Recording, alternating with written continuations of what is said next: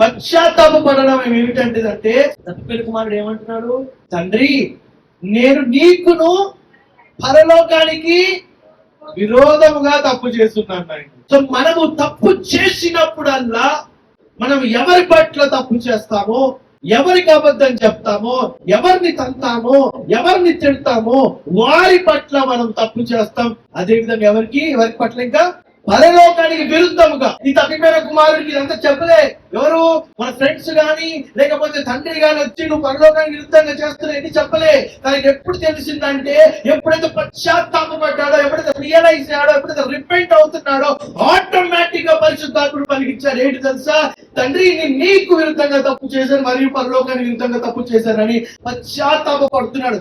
ఎప్పుడైతే మరి నిజంగా ఆ విధంగా రియలైజేషన్ వస్తుందో, ఆ విధంగా తెలుసుకుంటామో, అది నిజమైన రిపెంటెన్స్, అది నిజమైన పశ్చాత్తాపడడం.